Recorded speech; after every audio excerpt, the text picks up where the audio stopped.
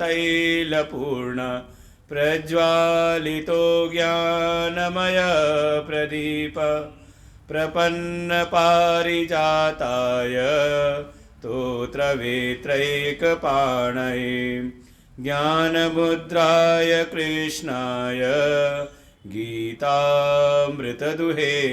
नमः।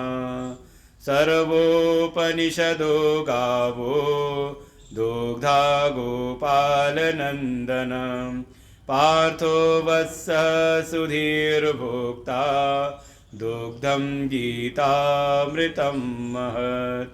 वसुदेवसुतं देवं कंसचाणूरमर्दनं देवकी परमानन्दं कृष्णं वन्दे जगद्गुरुं। भीष्मद्रोणतटा जयद्रथजला गान्धारनीलोत्पला शल्यग्राहवती कृपेण वहनी कर्णेन वेलाकुला अश्वत्थामविकर्णघोरमकरा दुर्योधनावर्तिनी सोतीर्णा खलु पाण्डवैरणनदी कैवर्तकः केशव पाराशर्यवच सरोजममलं गीतार्धगन्धोत्कटम् नानाख्यानककेसरं हरिकथा सम्बोधनाबोधितं लोके सज्जनषट्पदैरहरः पेपीयमानं मुदा भूयाद्भारतपङ्कजं कलिमल प्रध्वंसिना श्रेयसे मूकं करोति वाचालं पङ्गुं लङ्घयते गिरिं यत्कृपातमहं वन्दे परमानन्दमाधवं। यं ब्रह्मा वरुणेन्द्ररुद्रमरुता स्तुन्वन्ति दिव्यैस्तवैः वेदैः साङ्गपदक्रमोपनिषदैः गायन्ति यं सामगा ध्यानावस्थिततद्गतेन मनसा पश्यन्ति यं योगिनो यस्यान्तं न विदुसुरासुरगणा देवाय तस्मै नमः देवाय तस्मै नमः।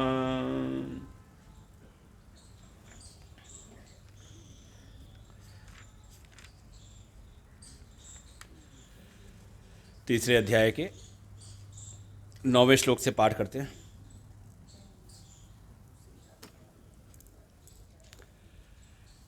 श्री भगवानुवाच यज्ञार्थात् कर्मणोऽन्यत्र लोकोऽयं कर्मबन्धनः तदर्थं कर्म कौन्तेय मुक्तसङ्गः समाचर। सह यज्ञा प्रजा सृष्ट्वा पुरोवाच प्रजापतिः अनेन प्रसविष्वध्वम् एष वोस्त्विष्टकामधुक् एष वोस्त्विष्टकामधुक्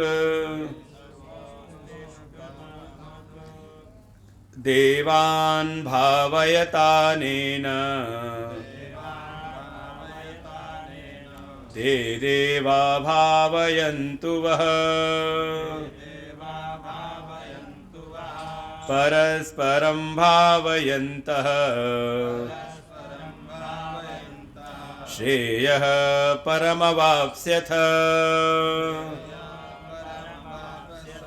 श्रेयः परमवाप्स्यथ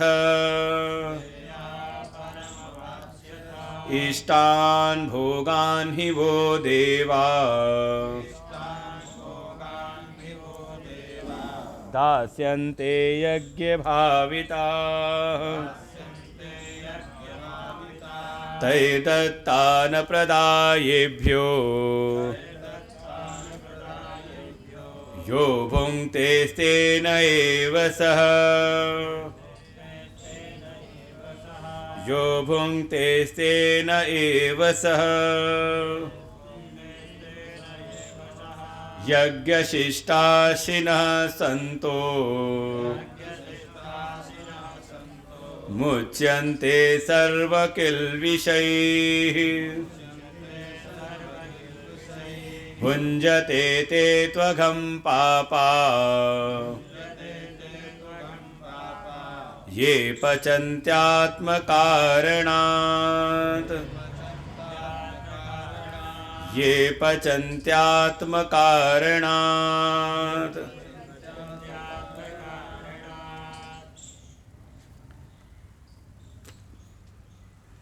भगवान श्री कृष्ण अर्जुन को उपदेश करते हुए स्पष्ट ये निर्देश करते हैं कि जो अभी आत्मज्ञान में निष्ठ नहीं हुआ है, जो अभी आत्मज्ञानी नहीं है, ऐसे आत्म अज्ञानी जो भी प्राणी है वो बिना कर्म किए एक क्षण भी रह नहीं सकता। ऐसा जो आत्म अज्ञानी है उसको प्रकृति के गुण परवश करके कर्मों में लगा ही देते हैं। और अगर ऐसा कोई है कि हट करके अभी ज्ञान की प्राप्ति उसको हुई नहीं, आत्मनिष्ठा उसको प्राप्त हुई नहीं, और बलात् वो अपने कर्म की इंद्रियों को रोक ले कि मैं कर्म नहीं करूँगा, परिणाम स्वरूप उसका जो मन है वो मन ही मन इंद्रियों के ज्ञान इंद्रियों के विषयों का वो चिंतन करता रहता है। भगवान कहते हैं ऐसा उसका करना मिथ्याचार है, वो कोई साधना का स्वरूप नहीं। इसलिए अगर कर्म किए बिना रह नहीं सकते तो कर्म नहीं बल्कि कर्म योग करे। जिन कर्म की इंद्रियों को उसने संयमित कर लिया था, वास्तव में संयमन कर्मेंद्रियों का नहीं करना, बल्कि संयमन वो करे अपनी ज्ञान की इंद्रियों को। संस्कारित मन के द्वारा सत्संग सत्पुरुषों के संग के द्वारा पहले अपने मन को संस्कारित करे, और ऐसे संस्कारित शिक्षित मन के द्वारा अपनी ज्ञान की इंद्रियों को उनके विषयों से जाने से रोके। अपने ज्ञान की इंद्रियों को संयमित करके और फिर जो कर्म की इंद्रियां हैं उनके द्वारा वो कर्म का अनुष्ठान करे। बस शर्त लगा दी असक्त, अनासक्त भाव के साथ में जो भी उसके कर्तव्य कर्म है, नियतम कुरु कर्मत्वम, जो भी कर्म नियत कर्म हैं उनको वो करे, क्योंकि कुछ नहीं करने से कुछ करना श्रेष्ठ है। क्योंकि जो किसी प्रकार से कोई कर्म नहीं करता तो उसके इस अकर्म के द्वारा उसके शरीर की यात्रा भी अच्छी प्रकार से नहीं होती। अनेकों अनेकों प्रकार की समस्याएं फिर जीवन में भी आती हैं। न प्रसिद्धेत अकर्मणि, अकर्म में रह करके उसकी जीवन यात्रा भी, शरीर की यात्रा भी प्रसिद्धि को प्राप्त नहीं होती। तो जो भी नियत कर्म हैं उनको वो असंगता के भाव के साथ अपनी कामनाओं को किनारे करके जो भी उसके कर्तव्य कर्म हैं उनको उचित प्रकार से करे। लेकिन जो मन के भीतर एक संशय है, संदेह है कि हम कर्म कर करके तो कर्म के बंधन में फंसते जा रहे हैं, तो जब कर्म का एक स्वाभाविक स्वरूप है कि वो बंधन में ही डालता है, तो फिर हम कर्म क्यों करें? यही अर्जुन का मुख्य प्रश्न भी था कि जब ज्ञान का मार्ग है सामने प्रस्तुत, तो फिर आप मुझको इन घोर कर्मों में क्यों लगा रहे हैं? क्योंकि कर्म तो कहीं न कहीं बंधन में डालते ही डालते हैं। राग द्वेष आदि को उत्पन्न करके ये प्राणी को इस संसार में भव सागर में फंसा देते हैं। अर्जुन ने पूछा भी यही था। तो भगवान स्पष्ट 9वें श्लोक में कहते, मुख्य जो कर्मयोग का सिद्धांत है भगवान 9वें अध्याय में 9वें श्लोक में, तीसरे अध्याय के 9वें श्लोक में उसको स्पष्ट रूप से व्यक्त करते हैं। और ये स्वीकार एक प्रकार से करते, ये भी स्वीकार करते हैं कि इस संसार में जो कर्म है वो बंधन के कारण बनते हैं। बस कौन से कर्म? कहा जो यज्ञार्थ भाव से नहीं किए जाते।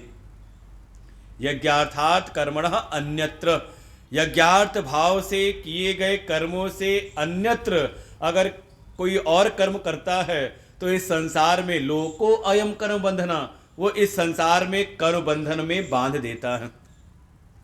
तो उपाय क्या है? उपाय यही है कि जो भी हम कर्म करें वो यज्ञार्थ भाव से कर्म करें। यज्ञ साक्षात भगवान का स्वरूप है।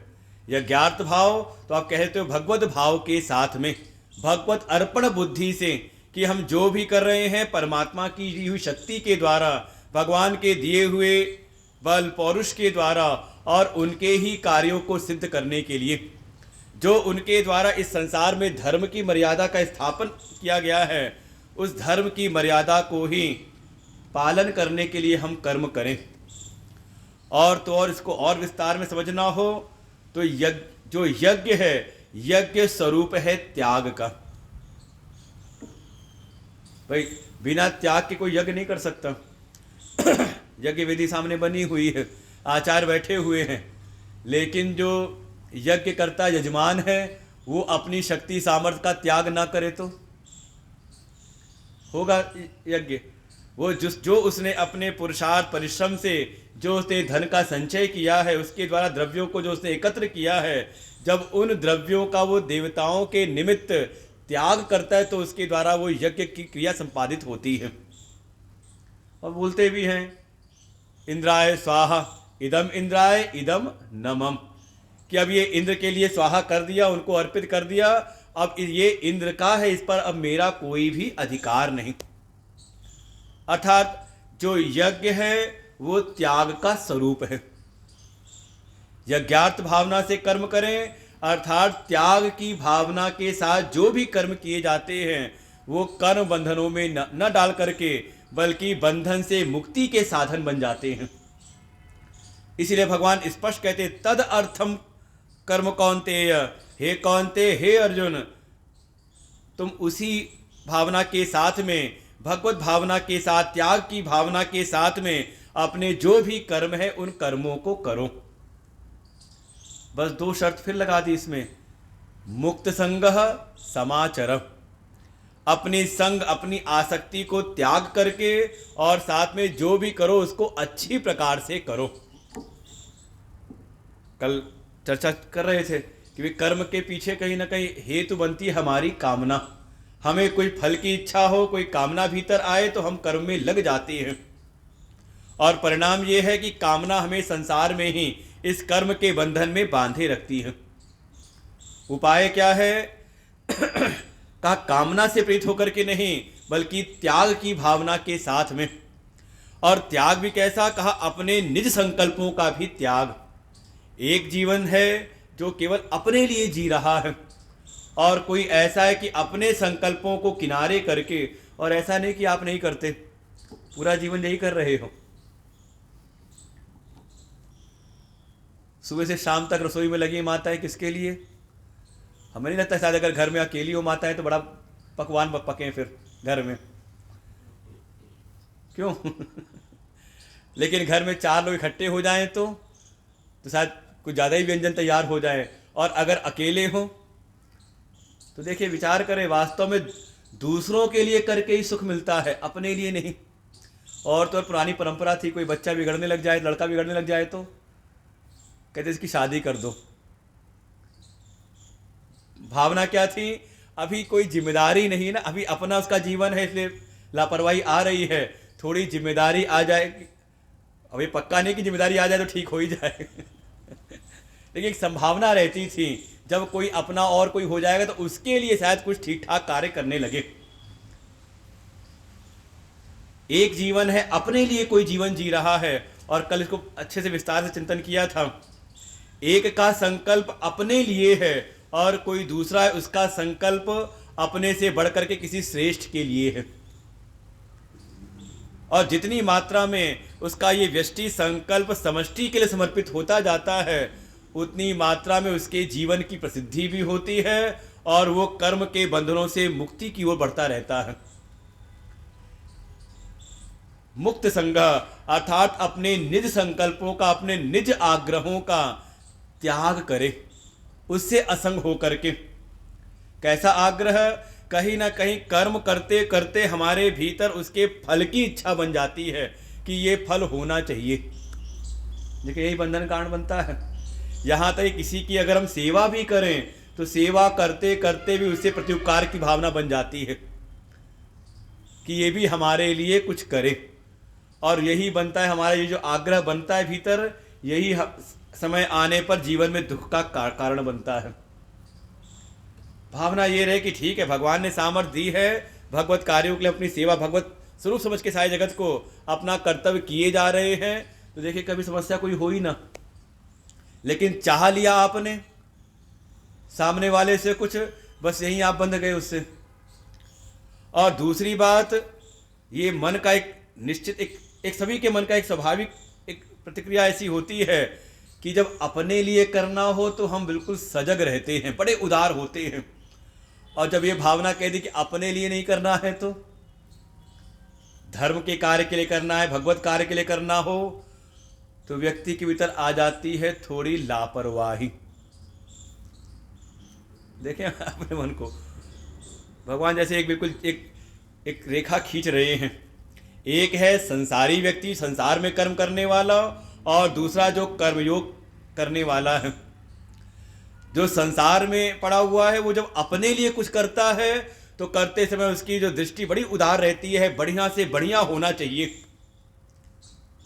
और वही जब समाज का कोई कार्य हो, धर्म का कोई कार्य हो, भगवत कार्य हो, तो कोई किनारा ढूंढता है कितने कम में काम चल जाएगा, है कि नहीं। और वहीं जो कर्म योगी है वो अपना स्वयं का जो जीवन होता है कम से कम में जीवन जी लेता है, लेकिन उसी के सामने जब कोई समाज का कार्य आता है, कोई धर्म का कार्य है, कोई भगवत कार्य है, तो उसके जीवन की उदारता बढ़ जाती है। आप देखें पूरे ऋषियों की परंपरा में उनकी जीवनियों को देखें तो उनके जीवन में यही है। बड़े बड़े महापुरुषों के जीवन को देखें तो स्वयं का जीवन कम से कम में, लेकिन समाज के कार्य करने तो दिन रात वो परिश्रम में लगे रहते हैं। इसी को कहा समाचर। जब कहा कि अपने संकल्पों का त्याग करना है, मुक्त संग होना है अपने संकल्पों से, तो साथ ही साथ जो भी करें उसमें हमारा आचरण जो है वो भी सम्यक प्रकार का हो, जैसा होना चाहिए उससे कम ना हो बल्कि उससे बढ़कर के ही हो। इसीलिए कहा मुक्त संग समाचर। और देखें ये जो त्याग की भावना, जो यज्ञ की भावना है, यही हमारी एक स्वाभाविक नैसर्गिक भावना है। और जो अपनी स्वाभाविक नैसर्गिक भावना से जब हम जीवन जीते हैं तो ये जीवन हमारा बिल्कुल अच्छा चलता है, और इससे परे होकर के जब ये कोई कार्य करते हैं तो वहीं कोई ना कोई समस्या उत्पन्न होती है। लाइट आ गई तो लगा दो, ये भी डाउन हो रहा है। नहीं इसको ये भी डाउन हो रहा है, आवाज फट रही है इसकी भी। श्री राम जय जय राम। इसकी लीड लगाओ उसमें। हम श्री राम जय जय राम। हम श्री राम जय जय राम। श्री राम जय जय राम। बोल सच्चिदानंद भगवान की। 10वां 11वां श्लोक पाठ करते हैं। सह यज्ञा प्रजा सृष्ट्वा पुरोवाच प्रजापतिः अनेन प्रसविष्वध्वम् एष वोस्त्विष्ट कामधुक् सह यज्ञः प्रजा सृष्ट्वा पुरोवाच प्रजापतिः अनेन प्रशविष्वत्वम् एष वोस्त्विष्टकामधुक् देवान् भावयतानेन ते देवा भावयन्तु वः परस्परं भावयन्तः श्रेयः परमवाप्स्यथ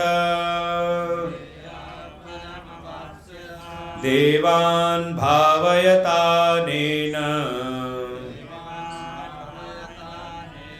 ते देवा भावयन्तु वः परस्परं भावयन्तः श्रेयः परमवाप्स्यथ।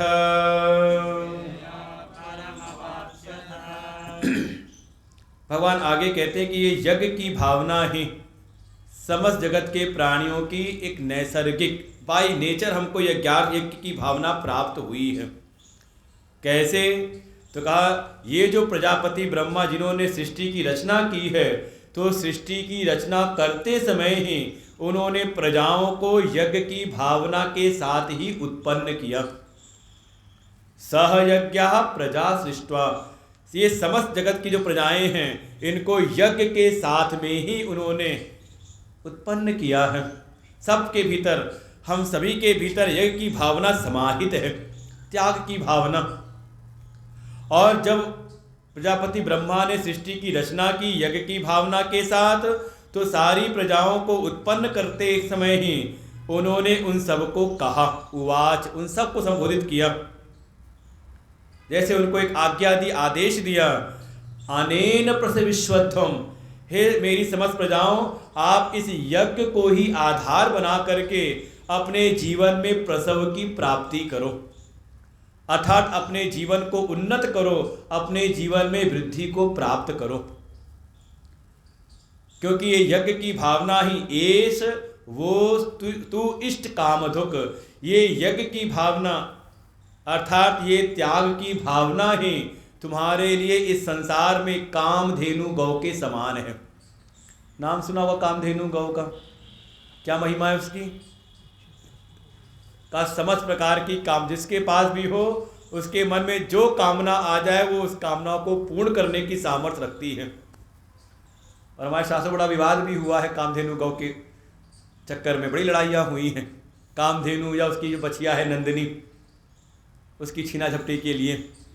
लेकिन उसमें सामर्थ्य, जैसे एक कामधेनु गौ या आप कह दो कल्प वृक्ष, जैसी उसके भीतर एक सामर्थ्य है, उसकी शरण में रहने वाले के मन की जो भी कामनाएं हैं वो तत्काल पूर्ण करती हैं। ऐसे ही प्रजापति ब्रह्मा ने भी सृष्टि के प्रारंभ में प्रजाओं को उत्पन्न करके, यज्ञ की भावना से उत्पन्न करके उनको कहा कि तुम इस यज्ञ के भावना के द्वारा ही प्रसव को प्राप्त हो, इस संसार में वृद्धि को, अभ्युदय की प्राप्ति करो, अपने आप को स्वयं को उन्नत करो। क्योंकि ये यज्ञ की भावना ही, ये त्याग की भावना ही कामधेनु गौ है। आपकी समस्त प्रकार की कामनाओं को पूरा करने वाली सामर्थ्य इस यज्ञ की भावना में समाहित है, इस त्याग में समाहित है। तात्पर्य यही है, इस संसार में आप जो पाते हो वो वही आपको मिलता है जो इस संसार में आप देते हो। जीवन को देखें अपने, इस बात को समझने के लिए।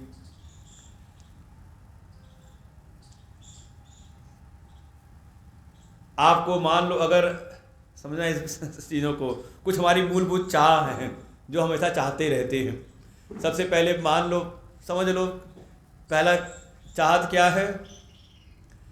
कहा आप सबके सब सुख चाहते हो। संसार का हर एक प्राणी सुख चाहता है, चाहे वो मनुष्य हो, चाहे पशु पक्षी यहाँ तक कि वैज्ञानिकों ने शोध किया कि ये वृक्ष है ये भी सुख चाहते हैं, इनमें भी जीवन की होड़ लगी रहती है। सभी जगत के प्राणी सुख चाहते हैं, पहली चाहत है ये सुख। दूसरा,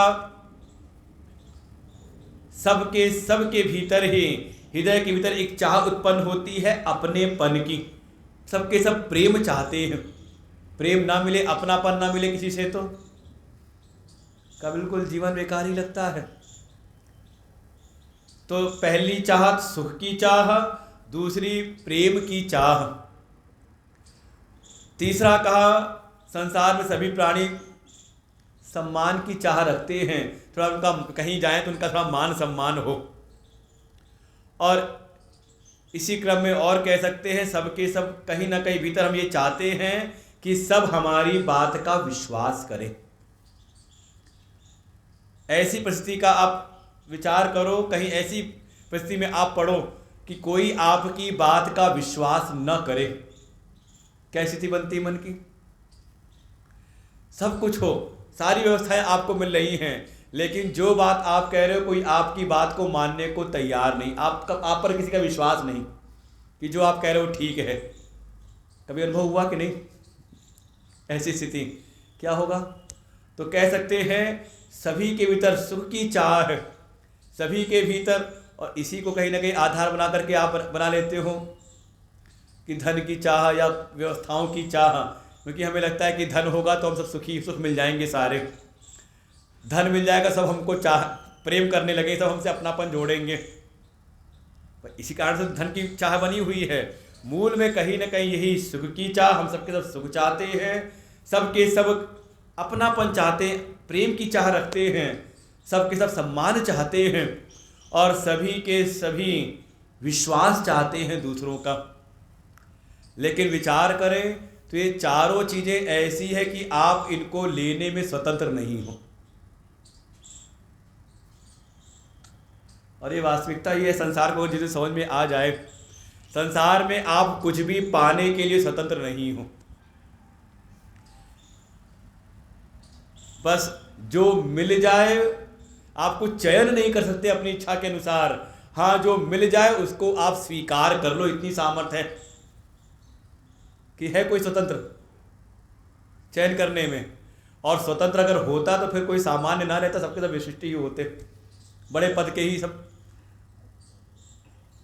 तो ये सुख है, प्रेम, सम्मान, विश्वास, ये चारों हम सब चाहते हैं, लेकिन आप इसको लेने में स्वतंत्र नहीं हैं। कि है कोई, मान लो प्यास लगे और खुद ही उठ के पानी लेना पड़े तो काहे का सुख है? सुख तो तब है कि प्यास लगी और कोई और हमारे मन को जान ले या हमारी आज्ञा पर तुरंत जल लेकर के आ जाए, तभी तो है ना कि हाँ सुख है, सेवक हैं काम करने वाले साथ में हमारे। प्रेम भी आप किसी का प्राप्त नहीं करते, कोई अपनापन आपको देगा, प्रेम देगा तो ही आपको प्राप्त होगा। और इसी आधार पर आप समझ लें सम्मान भी। अच्छा, मान लो यहाँ पर आके खुद ही तिलक लगाऊं, खुद ही माला पहन लूँ तो हो गया सम्मान। या आप भी जाओ कहीं मंच पर अपने आप ही सब कर लो, सम्मान भी आपको तब मिलेगा जब सामने वाला आपको देगा। और ऐसे ही विश्वास भी, आप कितनी भी युक्तियाँ देते रहो, कितनी बात समझाते रहो, अगर सामने वाला आपकी बात मानने को तैयार नहीं है तो चाहे कितनी भी युक्तियाँ दे, वो आप पर विश्वास करता नहीं। ये देख लें, और जितना आप समझाने का प्रयास करते हो वो और अविश्वास आप पर करता है। ये चारों चीज़ें हम चाहते तो हैं, लेकिन हम इन सबको लेने में स्वतंत्र नहीं हैं। लेकिन एक स्वातंत्र हम सबको प्राप्त है, वो है देने का स्वातंत्र। आप चाहो, आपके मन में हो किसी की सेवा करना, किसी को सुख देना, तो आप सुख दे सकते हो, है कि नहीं? या फिर आपको किसी को अपनापन, प्रेम व्यवहार करना हो, प्रेम देना हो, किसी से अच्छा व्यवहार करना हो, तो आप इसमें स्वतंत्र हो कि आप कर सकते हो। आपको किसी को सम्मान देना हो तो भाई आप दे सकते हो, मन में भावना हो तो, और किसी पर भी विश्वास करना हो तो आप स्वतंत्र हो।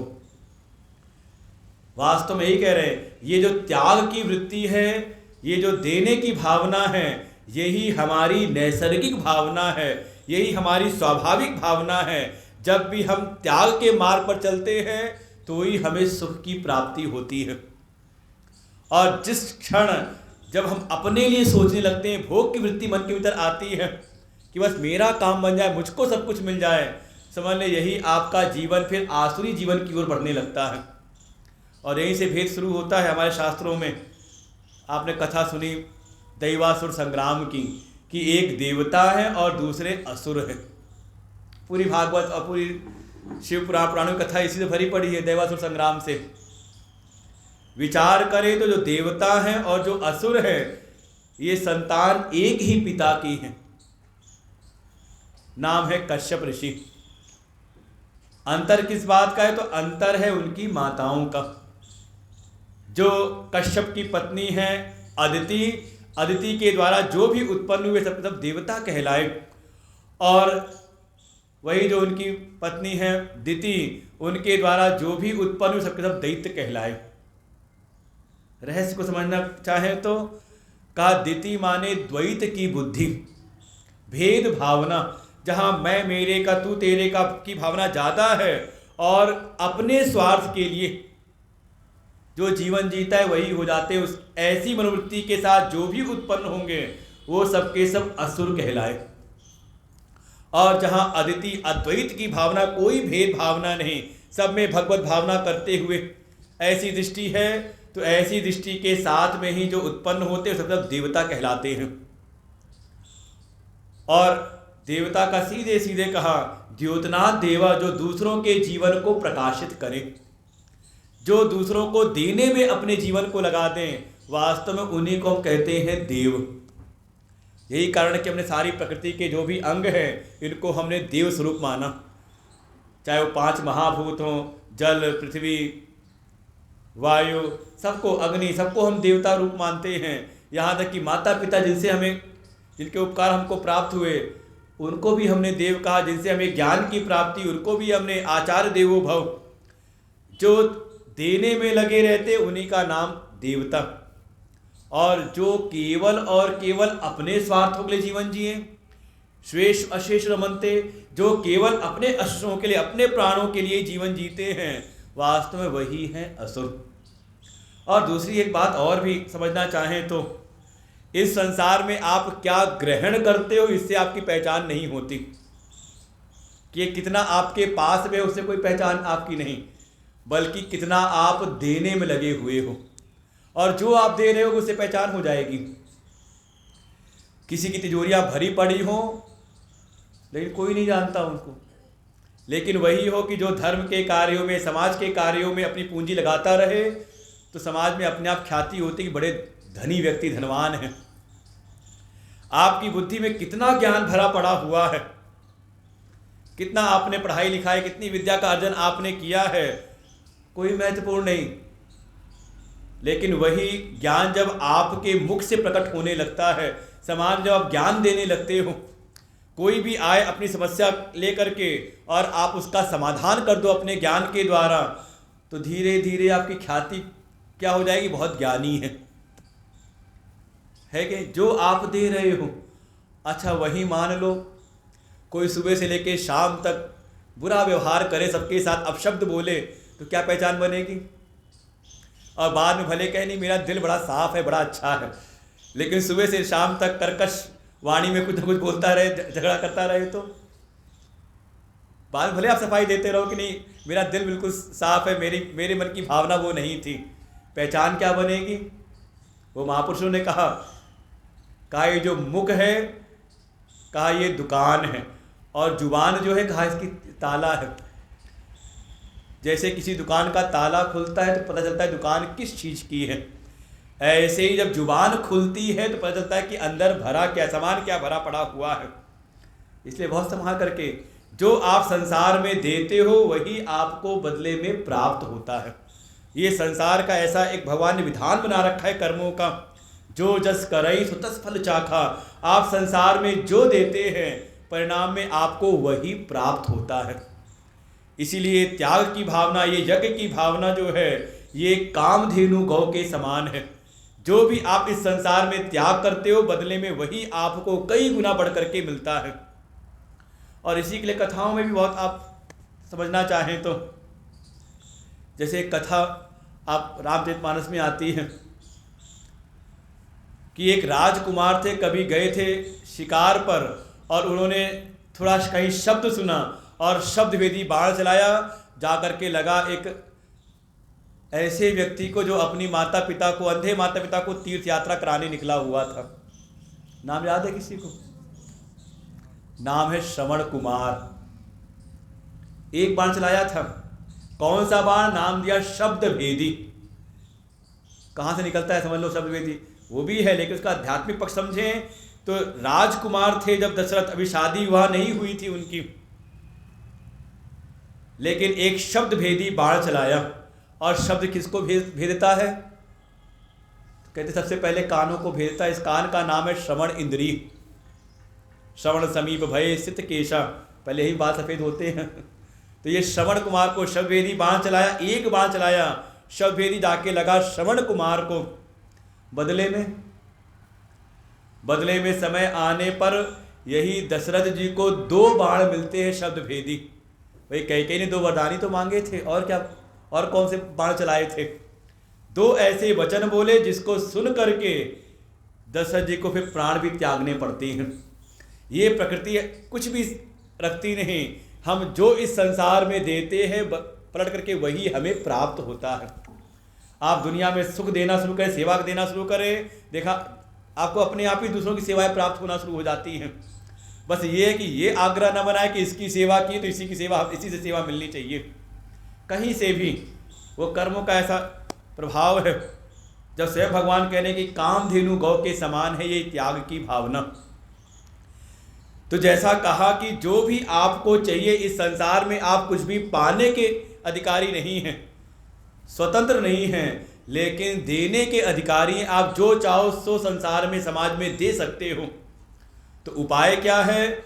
उपाय यही है कि इस संसार में जीवन जीना है तो इस त्याग की भावना के साथ परस्पर भाव से अपना जीवन जिएं। देवान भावयतानेन, आपके पास जो शक्ति सामर्थ्य है उससे आप जो भी देवतुल्य हैं, जो भी श्रद्धा के पात्र हैं, आदरणीय हैं, जो भी श्रेष्ठ हैं,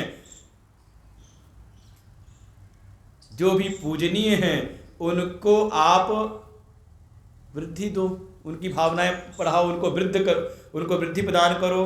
बदले में ते देवा, आपके द्वारा संतुष्ट हुए, आपके द्वारा की गई सेवाओं के द्वारा तृप्त हुए जो देवता लोग हैं, वो बदले में भावयन्तु, वो आपको भी वृद्धि प्रदान करेंगे। देखिए यही सारा कर्मकांड इसी आधार पर है। आपने देवताओं के लिए स्वाहा किया तो आपकी जो भी आहुति है, जो भी आपने दव अर्पण किया है, उसके द्वारा देवताओं को शक्ति सामर्थ्य मिलती है और बदले में वो आपको जो भी आपके इच्छित भोग हैं वो आपको प्रदान करते हैं।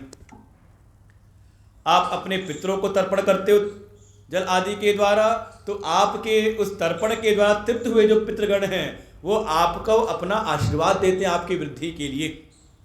ऐसे ही आप गुरुजनों की सेवा करके उनको तृप्त करते हो, तो बदले में तृप्त हुए, आपकी सेवा से प्रसन्न हुए जो आचार्य हैं, जो गुरुजन हैं, ऋषि हैं, वो आपको फिर बदले में ज्ञान प्रदान करते हैं। इसीलिए भगवान एक विधान कहते हैं, अगर जीवन जीना है तो परस्पर भाव के साथ जीवन जियो। एकांगी जीवन नहीं कि अपना काम बन जाए बस किनारे हो जाए का, ये बिल्कुल पशुवत जीवन है। अगर मनुष्य के जीवन में आकर के उत्कर्ष की प्राप्ति करनी है, स्पष्ट कहते हैं श्रेय परम वाप्सितः का, वो परम श्रेय की प्राप्ति कर लेता है। कौन? कहा जो इस संसार में परस्पर भाव से जीवन जीता है। जो चाहिए उसकी दृष्टि केवल अपनी चाहत पर नहीं रहती, बल्कि जो चाहिए वही दूसरों को देना प्रारंभ करता है। और देखिए भक्ति बहुत आसान है, ज़्यादा कठिन नहीं है। उपासना भक्ति क्या विधान है? उपासना भक्ति कैसे भक्ति करनी चाहिए, भगवान की पूजा कैसे करनी चाहिए? तो आप देखो, जो भी व्यवहारिक जीवन में आपकी चाह बनती कि आप कहीं जाओ तो सामने वाला आपका कैसे स्वागत करे, कैसे कैसे आपकी सेवा करे, इच्छा बनती कि नहीं बनती? अच्छा किसी के घर में जाओ और पानी बिना पूछे तो क्या लगेगा मन में? लो यहाँ पे आए, पानी भी नहीं, पानी तक भी नहीं पूछा। ऐसे ही अब देखो, सबसे पहले देवता का आवाहन करना है। देवता आ गए तो पंडित जी पहले जल ही चढ़वाएंगे, पाद्योपाद्यम अर्चना अर्घ के लिए सब चीज़ें जल चढ़वाते हैं सबसे पहले ही। फिर कहीं हम पहुंच गए तो वो आपको व्यवस्था बताता है, ये स्नान की व्यवस्था है, जल्दी जाके स्नान कर लो। जरूरत है ना, मान लो कहीं गए हैं तो ऐसे भगवान भी यहाँ हैं तो उनको फिर पाद्य अर्घ आदि समर्पण करने का उनको स्नान करा दो। स्नान करके आ जाएं तो फिर जो भी जरूरतें हैं, शीशा कंघी पहले दी जाती थी पहले पुराने समय में, अभी भी होता है घर में कोई मेहमान आ जाए तो बस जो जो आप अपने लिए चाहते हो वही चीज़ समझो कि भगवान को भी अर्पण करें। लेकिन समझ सावधान, अब ये नहीं कि आपको जो भी चाहिए हो, क्योंकि पहले ही कह के आए हैं आहार की शुद्धि, शुद्ध आहार वाले के लिए ये सब मार्ग हैं, सबके लिए नहीं। नाप लगा दो कि नहीं, गुरुजी ने कहा था जो भी चाहिए हो तब भगवान को वही ले आकर हम अर्पण करें। वहाँ ये भी देखा जाता है कि जिसकी हम सेवा कर रहे हैं उसको क्या प्रिय है कि नहीं।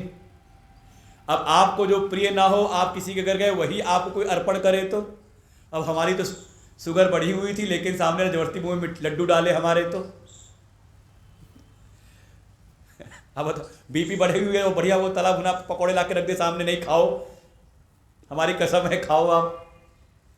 जो सामने वाले को अनुकूल हो वो सेवा प्रदान की जाती है। तो वास्तव में भक्ति का स्वरूप यही सेवा है भगवान की भी, कि जो भी हम इच्छित भोग चाहते हैं अपने जीवन के लिए वही हम भगवान को अर्पण करें, त्याग की भावना के साथ में। ऐसे ही परस्पर भाव के साथ जहाँ भी आप रह रहे हैं वहाँ आप थोड़ा परस्पर भाव के साथ दूसरों को देने में, दूसरों के वर्धन में लगे रहे, परिणाम स्वरूप आपकी भी इसी के द्वारा वृद्धि होती रहती है। समझाया इस बात को बड़ी अच्छी कथा के द्वारा। जैसे नाम लिया दैवासुर संग्राम, जब भी संग्राम होता है दोनों के बीच में तो जो भगवान नारायण है सदैव ही साथ देते हैं देवताओं का और असुरों का वध करते हैं। तो ये जगत में बात बिल्कुल ख्याति ऐसी फैल गई भगवान की, ये सारे असुर समझ गए कि जो नारायण हैं ये तो हमारे शत्रु हैं, ये देवताओं का हित करते हैं, उन्हीं से उनका प्रेम है। जब ऐसी बातें फैलने लगी तो एक से भगवान नारायण के मन में आया, चलो ऐसा है कि ये दूरी मिटाई जाए, कुछ संवाद करके एक लोगों को बुला करके इनकी मनोकामना पूरी की जाए। और भगवान नारायण ने बढ़िया एक भोज भंडारा दिया जिसमें देवताओं को बुलाया, साथ ही साथ दैत्यों को भी निमंत्रण दिया।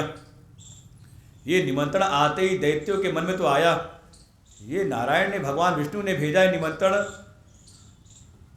आज तक तो कभी भेजा नहीं, ये तो हमसे द्वेष करते हैं, जरूर इसमें भी कुछ दाल में कुछ काला होगा, लेकिन निमंत्रण आया है तो चल के देखा तो जाए। और जैसे ही वहाँ पर भीतर प्रवेश करने लगे जहाँ पे वो भोज भंडारे की व्यवस्था थी, वहाँ जो द्वार था अंदर प्रवेश करने का, वहाँ द्वार पर ही कुछ सेवक लगे हुए थे। वो जितने लोग भी अंदर प्रवेश करें, देवताओं का द्वार पे वहाँ भी सेवक खड़े थे, और यहाँ असुरों के द्वार पे जहाँ से एंट्री थी वहाँ भी सेवक खड़े थे। और जो जो भीतर प्रवेश करे वो सेवक लोग उनके हाथ में यहाँ पर कुछ ऐसा कुछ बांध दिया, उन्होंने डंडी समझ लो, लकड़ियाँ ऐसे करके सीधी सीधी बांध दी उन्होंने बढ़िया रस्सी से, कुछ सम्मान के रूप में कुछ भी बांधा हो, लकड़ियाँ ऐसी बांध दी कि उनका हाथ मुड़े ना। और जब भीतर प्रवेश किया तो डाइनिंग टेबल सजी हुई थी, 56 प्रकार के पकवानों के साथ में थालियाँ परोसी गई। एक तरफ असुर लोग बैठ गए आमने सामने, एक तरफ सारे तरफ देवता लोग बैठ गए आमने सामने। और जब जयकारा हुआ, भोजन, इशारा हुआ कि भोजन प्रारंभ करो, तो जितने असुर लोग थे, दैत्य थे, उन्होंने भोजन उठाया तो यहाँ डंडी बांध रखी थी, तो हाथ मुड़े ना। और जब हाथ ना मुड़े तो ना तो हाथ मुंह के पास आए ना मुंह हाथ के पास जाए, खाएं कैसे। वो सारे दैत्य जितने थे वो तो मुर्दाबाद मुर्दाबाद करके वहाँ से गए कि तो हम जान ही रहे थे कि हमारा छल करने के लिए बुलाया गया है, हमारा अपमान करने के लिए बुलाया गया है। और बढ़िया पकवान छोड़ करके वहाँ से नारेबाजी करते हुए सब चले गए वहाँ से। इधर भगवान नारायण ने देखा इधर तो बड़ी आवाज़ थी, बड़ी नारेबाजी हो रही थी, इधर देवताओं की तरफ सन्नाटा पड़ा हुआ, क्या हो रहा है यहाँ पर, ये नारेबाजी नहीं कर रहे। तो जाकर के देखा क्या, वो जब देवताओं की पंगत में भोजन परोसा गया तो देवताओं ने भी भोजन उठाया। देखा हमारे मुंह में तो जा नहीं रहा, चलो हम नहीं खा सकते तो क्या करना है, सामने वाले को ही खिला दें। उसने उठाया अपनी थाली से, सामने वाले को खिला दिया। सामने वाले को बड़ा अच्छा लगा, उसने भी उसी भाव के साथ उठाया, उसको खिला दिया। और यही देख के सारी जो देवताओं की पंगत थी, इसी का नाम है परस्पर भाव।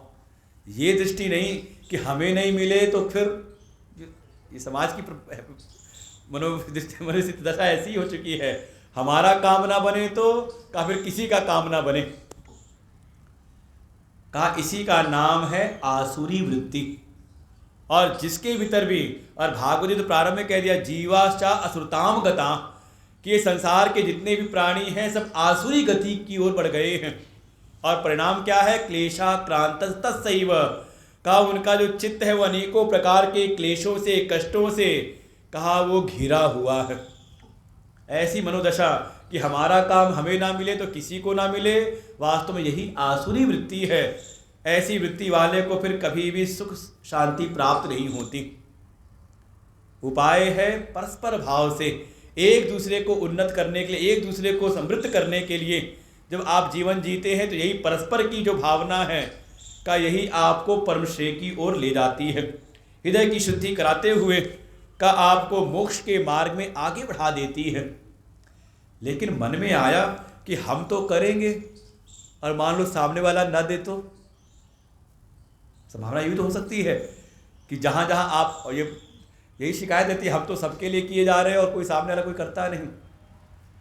कहा वो विधान भगवान कहते हो मेरे हाथ में है कर्मों का। 12वां श्लोक, 2 श्लोक भगवान उसका विधान बताते हैं। फिर आगे इष्टान भोगान ही वो देवा दास्यन्ते यज्ञ भाविता तैर्दत्तान प्रदायेभ्यो यो भुङ्क्ते तेन एव सः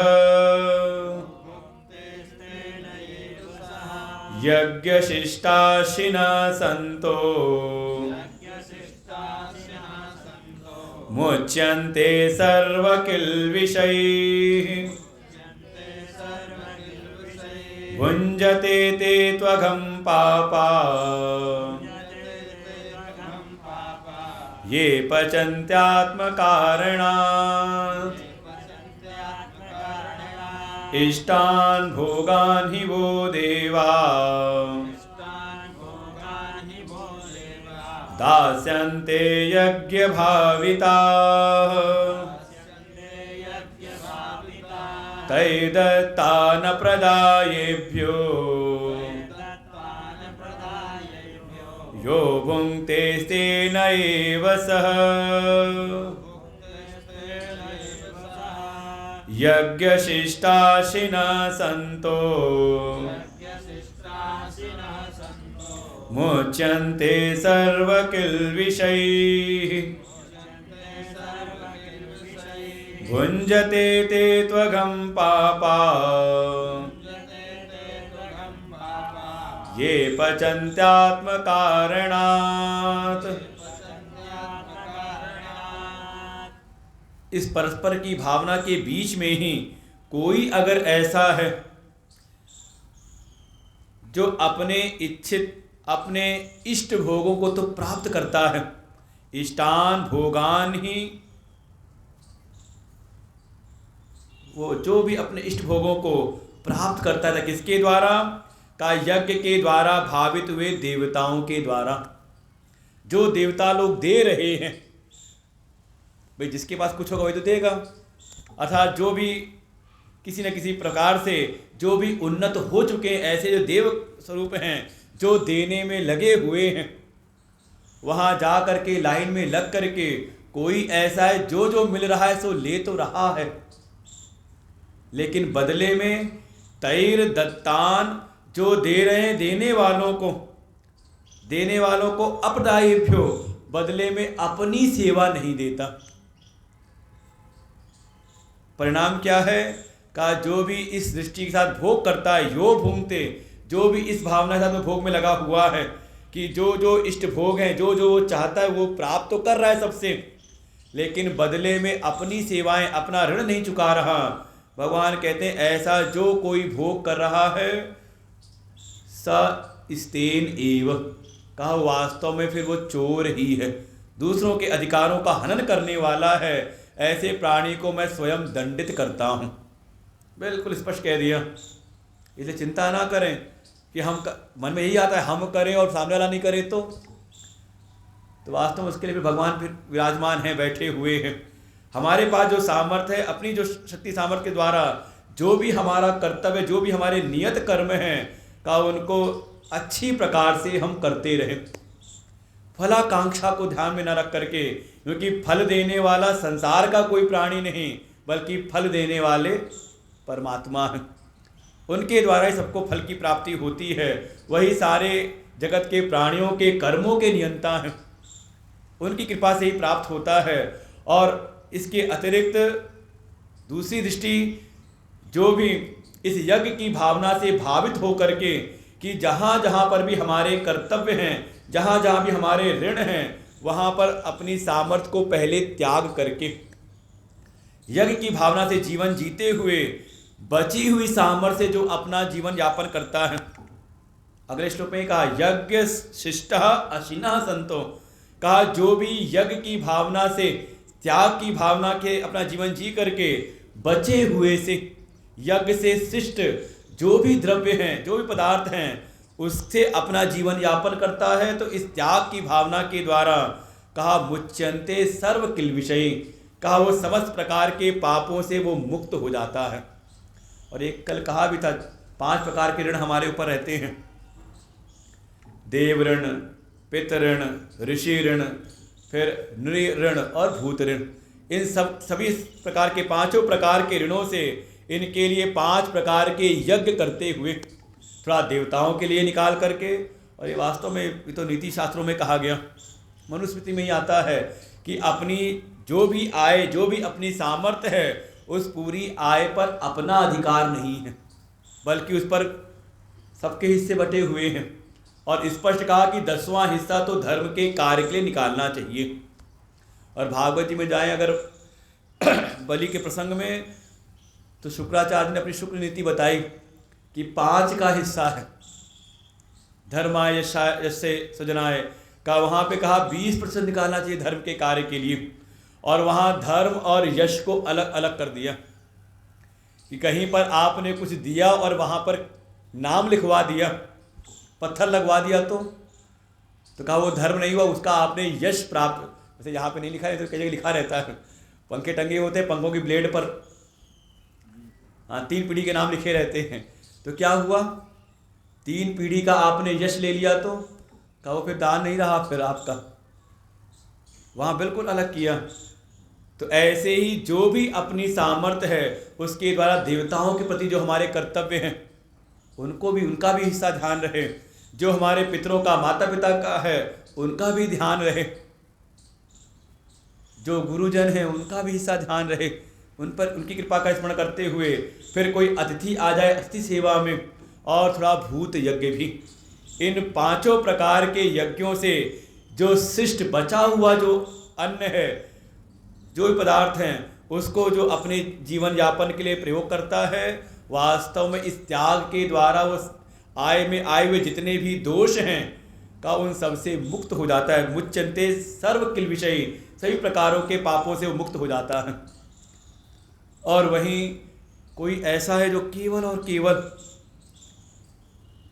भुंजते पचंती आत्म कारणात्, कोई ऐसा है जिसकी दृष्टि में कोई और है नहीं, केवल अपने लिए ही कमाता है, अपने लिए ही पकाता है और स्वयं ही खाता है। तो भगवान कहते भुंजते ते तो अघम पापा, वो वास्तव में फिर पाप ही खाता है। केवल और केवल अपने लिए जो जीवन जी रहा है वो वास्तव में आसुरी जीवन जी रहा है, उसके द्वारा जो भी कार्य हो रहे हैं वो पाप कर्म ही। और देखिए जितनी मात्रा में स्वार्थ की भावना जीवन में होती है उतनी मात्रा में आप पाप कर्मों में प्रवृत्त होते हैं। अच्छा स्वार्थ ना हो कुछ चाहिए ना हो आपको अपने लिए तो कोई गलत वृत्ति आएगी मन के भीतर। बिल्कुल स्वाभाविक समझे अपने मन को।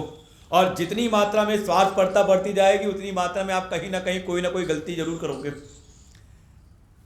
तृष्णा के कारण, लोभ के कारण ही संसार का जो प्राणी है वो पाप कर्मों में प्रवृत्त होता है। इसीलिए स्पष्ट कहते हैं भुंज देते ते तो हम पापा, तो यह नाम ही दिया। कौन है पाप खाने वाले? ये अंग्रेजी का एक शब्द है ना पापा, अच्छा शब्द नहीं है, देखो याद दे रखा है। जो पाप खाने वाला हो, पाप कर्म करने वाला ही हो, उसी का नाम है पापा। अब संख्या कम है नहीं तो हमारा का शब्द था पिताजी, बाबूजी, पिताजी, बढ़िया शब्द था। लेकिन आजकल क्या चल गया है? हाँ, पापा। घर जाते ही बच्चा बोलता है पापा। और कौन यहाँ कहते तो अब शब्द भगवान ने दिया है उसको, जो अपने लिए ही अपने लिए कमाने वाला, अपने लिए खाने वाला कौन है वो? कहा वो पापा है, पाप खाने वाला है। भगवान भाष्यकार भी उसको कहते हैं। कहा पापम स्वयं अपि पापा, जो केवल अपने लिए खाने कमाने वाला वास्तव पाप करते हुए उसी का नाम है पापा। और कौन दे रहा है आपको शब्द, कौन बोल रहा है? का जिसके लिए किए जा रहे हो इसीलिए बिल्कुल संस्कृति, अपनी संस्कृति पे आना चाहिए। स्पष्ट कह दिया जो केवल और केवल अपने लिए जीवन जी रहा है, कहा ये कोई श्रेष्ठ जीवन नहीं है। ऐसे ही प्राणी को और पाप कर्म में लग रहा है, दूसरे के अधिकारों का हनन कर रहा है, दूसरों से ले तो लिया लेकिन बदले में दूसरों के लिए कुछ करता नहीं, तो वास्तव में ये स्वार्थी जीवन, ये पाप की कमाई खाने वाला है। ऐसे प्राणी को संसार में कभी सुख की प्राप्ति नहीं होती। सुख तो वास्तव में त्याग में ही है। दूसरों को दे करके बचे हुए से जो अपना जीवन यापन करता है।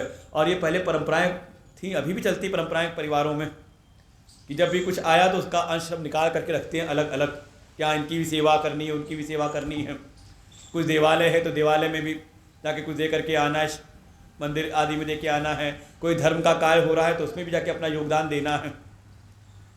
माता पिता की सेवा और भी गुरुजनों की सेवा के लिए भूत यज्ञ भी, ये चींटी को कुछ आटा डाल देना, गाय की रोटी, कुत्ते को रोटी निकाल देना, ये सब भूत यज्ञ के अंतर्गत हैं। 5 प्रकार के यज्ञ। और भगवान भाष्यकार तो कहते हैं कि करना ही चाहिए। क्यों? क्योंकि जाने अनजाने हमसे घर गृहस्थी कामों में बहुत सारे पाप हो जाते हैं। कहाँ कहाँ पर? तो कहा पंच सूना कृतई प्रमाद कृत हिंसादि जनितई च अन्यैहि।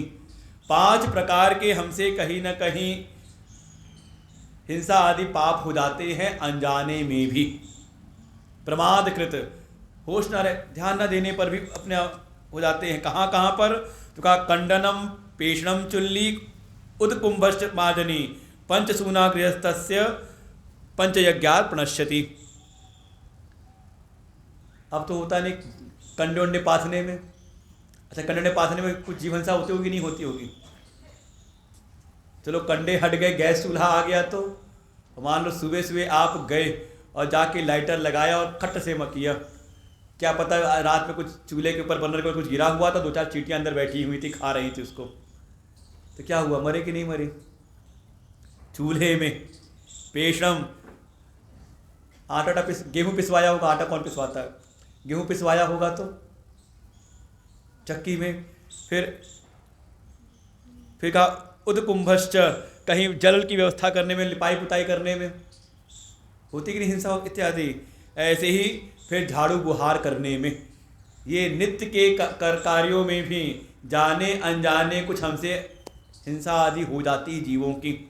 तो जो इस त्याग की भावना के साथ इन 5 प्रकार के यज्ञों को करते हुए बचे हुए अन्न से अपना पालन पोषण करता है, वो इन सभी पापों से वो मुक्त हो जाता है। और जो केवल और केवल भोग दृष्टि में लगी, जिसकी दृष्टि लगी हुई है, तो कहा वो फिर स्वयं ही कमा रहा है, स्वयं ही पका रहा है, स्वयं ही खा रहा है, तो कहा वो फिर पाप ही खा रहा है। इसलिए त्याग की भावना, ये यज्ञ की भावना परम अनिवार्य है। क्यों अनिवार्य है कर्म करना, ये त्याग की भावना साथ में? क्योंकि जो सारी सृष्टि चल रही है, ये सृष्टि के चक्र में, इस चक्र के प्रवर्तन में का कहीं न कहीं कर्म अनिवार्य है। और भगवान पूरा एक सृष्टि चक्र दिखाते हैं, यहाँ पर 14वां-15वें श्लोक में पाठ करते हैं। अन्नाद् भवन्ति भूतानि पर्जन्यादन्न संभवः यज्ञाद् भवति पर्जन्यो यज्ञ कर्म समुद्भवः अन्नाद् भवन्ति भूतानि पर्जन्यादन्न संभवः यज्ञाद् भवति पर्जन्यो यज्ञ कर्म समुद्भवः कर्म ब्रह्मोद्भवं विद्धि ब्रह्माक्षर समुद्भवम् तस्मात् सर्वगतं ब्रह्म नित्यं यज्ञे प्रतिष्ठितम् कर्म ब्रह्मोद्भवं विद्धि ब्रह्माक्षर समुद्भवम् तस्मात् सर्वगतं ब्रह्म नित्यं यज्ञे प्रतिष्ठितम्। इन दो चक्रों में ये सृष्टि के चक्र के प्रवर्तन का रूप दिखाया है और दिखाते हुए इसमें कर्म की अनिवार्यता का भी प्रतिपादन किया है। कैसे? तो एक चक्र दिखाया, अन्नाद् भवन्ति भूतानि, ये जितने भी भूत हैं, भूत माने डराने वाले, देख के डर जाओ भूत माने जो उत्पन्न होने वाले हैं, अर्थात ये जितने भी प्राणी हैं ये सब किससे उत्पन्न हो रहे हैं? कहा अन्न से। अभी कल ही परसों कुछ विवाद हुआ, किससे सब उत्पन्न हुए हैं किससे उत्पन्न हो रहे हैं? हम कहें आपकी उत्पत्ति किससे हुई है? कोई अपने माता पिता का नाम ले, हम पूछे अगर माता पिता ने अन्न न खाया होता तो, क्योंकि अन्न के द्वारा ही वीर और रज की उत्पत्ति होती है, उसके द्वारा ही फिर होता है आगे। तो वही वहाँ पे सीधे कह रहे हैं, अन्न के द्वारा ही सारे जितने भी प्राणी हैं वो उत्पन्न होते हैं। अन्नाद् भवन्ति भूतानि। फिर कहा अन्न किससे उत्पन्न होता है? तो कहा पर्जन्याद् अन्न संभवः, पर्जन्य से अर्थात वर्षा से उत्पत्ति होती है अन्न की। कोई कहे नहीं वर्षा नहीं होगी तो हम ट्यूबवेल से सींचे लेंगे। हम कहे ट्यूबवेल में जल कहाँ से आएगा? कहीं पर अगर वर्षा ना हो कई वर्षों तक, क्या होगा फिर? कहते हैं वो ट्यूबवेल भी सूख जाते हैं। तो जल का मुख्य स्रोत, कहा मुख्य स्रोत तो है समुद्र, लेकिन समुद्र के खारे जल से आप सिंचाई नहीं कर सकते। वही समुद्र का जल जब भाप भर करके बादल बनता है और इधर उधर हो करके जब वर्षा उससे होती है तो वो जल फिर हमारे काम के योग्य होता है। तो अन्न से उत्पत्ति होती है हम सभी प्राणियों की। अन्न उत्पन्न होता है पर्जन्य से, वर्षा से। कहा वर्षा, तो कहा यज्ञाद् भवति पर्जन्य। अब यहीं पे है ये अतीन्द्रिय विषय हो गया, तो यहाँ पे पूरी श्रद्धा के साथ मानना पड़ता है कि जो वर्षा है कहा वो यज्ञ के द्वारा होती है। कि जहाँ यज्ञ नहीं होते वहाँ भी तो बारिश हो रही है खूब। कहा कहीं तो यज्ञ हो रहे हैं ना, यज्ञ के द्वारा। और बिल्कुल ये है, जैसे हम आहुति देते हैं तो कहा ये जो अग्नि है, अग्नि देवताओं का मुख है। जब आप अग्नि देवता में किसी देवता का नाम लेके अग्नि की आहुति देते हैं तो वही जो अग्नि है वो उन देवताओं को आपकी आहुति ले जा करके पहुंचाती है। तो जो जहाँ भी यज्ञ के द्वारा देवताओं को आहुति दी गई तो उसके द्वारा ही सूर्य आदि देवताओं को, सूर्य को भी आहुति प्राप्त होती है। और फिर उस आहुति के द्वारा वृद्धि को प्राप्त होकर के जब सूर्य की रश्मियाँ जब तपती हैं तो उनसे ही समुद्र आदि नदियों का जल भाप बन करके बादल बनता है और फिर बादल से ही वर्षा होती है। तो यही है, यज्ञात भवति पर्जन्य, यज्ञ के द्वारा ही वर्षा होती है। और ये पहले होता था, कहीं पे बारिश ना हो तो बड़े बड़े यज्ञ कराए जाते थे। अरे भागवत जी में कथा आती है, इंद्र का मान मर्दन करने के लिए एक समय जब भगवान आए गौचारण करते हुए, देखा बड़ी तैयारी चल रही थी, किसका यज्ञ होना था? का इंद्र का यज्ञ। जब इंद्र का यज्ञ करते थे तो इंद्र प्रसन्न होकर वर्षा करते थे, तो कहा यज्ञ के द्वारा वर्षा होती है। फिर यज्ञ का यज्ञ कर्म समुद्भवम्, यज्ञ का संपादन होता है कर्म के द्वारा। जब यजमान पुरोहित इत्यादि एकत्र होकर के जब कर्म करते हैं तो कर्म से ही यज्ञ की उत्पत्ति होती है। कोई कर्म ना करे और यज्ञ कर ले, है संभावना? तो कर्म के द्वारा यज्ञ की उत्पत्ति होती है। और फिर आगे कहा कर्म, कर्म कहाँ से उत्पन्न होते हैं? तो कहा कर्म ब्रह्मोद्भवम, ब्रह्म उद्भवम, कर्म प्रकट होते हैं ब्रह्म से। ब्रह्म माने परमात्मा नहीं, क्योंकि आगे लिखी फिर लगा नहीं पाएंगे संगति आप। यहाँ जो कहा ब्रह्म से उत्पन्न होते हैं, तो यहाँ ब्रह्म अर्थात वेद, वेद से कर्म उत्पन्न होते हैं। जो भी क्रियाएं हैं उनका विधान वास्तव में वेद में ही वर्णित है। हमें क्या करना चाहिए और क्या नहीं करना चाहिए, सारा विधान वेदों में ही वर्णित है। तो वेद से ही कर्म उत्पन्न होते हैं। और वेद कहा ब्रह्माक्षर समुद्भवम, जो वेद हैं वो अक्षर से उत्पन्न होते हैं, अर्थात परमात्मा से ही उत्पन्न होते हैं। परमात्मा की श्वास प्रश्वास रूप में वेद प्रकट होते हैं, किसी कृति नहीं है वेद हमारे। वेद अपौरुषेय है, किसी पुरुष की कृति नहीं, बल्कि अक्षर ब्रह्म के द्वारा ही वेद प्रकट होते हैं। उनकी श्वास प्रश्वास रूप में वेद प्रकट हुए हैं। इसलिए जो कोई भी उन अक्षर ब्रह्म से उत्पन्न वेद को आधार बना करके कर्म करता है और कर्म में भी यज्ञ की विधि करता है, तो यज्ञ से ही वर्षा, वर्षा से ही अन्न, अन्न से प्राणियों की भूतों की उत्पत्ति होती है। और जहाँ कहीं भी इस वेद के आधार पर यज्ञ की भावना के साथ में कर्म किए जाते हैं, वहाँ वास्तव में उस रूप में परमात्मा का ही वास होता है। तस्मात् सर्वगतम ब्रह्म नित्यम यज्ञे प्रतिष्ठितम। जहाँ कहीं भी यज्ञ की भावना उपस्थित रहती है, जहाँ भी यज्ञ की भावना से कर्म किए जाते हैं, वास्तव में उस यज्ञ की भावना के साथ में उनका जो कारण है अक्षर ब्रह्म का, परमात्मा का वहाँ पर निवास होता है। इसलिए जो भी करना हो, कहा त्याग की भावना के साथ में। ये पूरा एक सृष्टि का एक चक्र दिखाया। और समझना हो तो थोड़ा और भी इसको एक लौकिक भावना से समझना चाहें तो कहा सबसे पहले लेकर के आए, जो भी प्राणी हैं इनका जीवन चलता है अन्न के द्वारा। अन्न, अन्न समझ लें, अन्न जो भी भोग के पदार्थ हों, भोगने के योग्य जो भी पदार्थ हैं, वे सब के सब अन्न के रूप में आप मान सकते हो। वो भोग्य पदार्थ जिस प्रकार के भी, केवल अन्न ही नहीं, जो भी आपको संसार में प्राप्त हो रहे हैं, तो जो भी अन्न के रूप में भोग्य पदार्थ हैं, कहाँ उत्पन्न होगा? कहा जहाँ पर उसके लिए अनुचित माहौल होगा।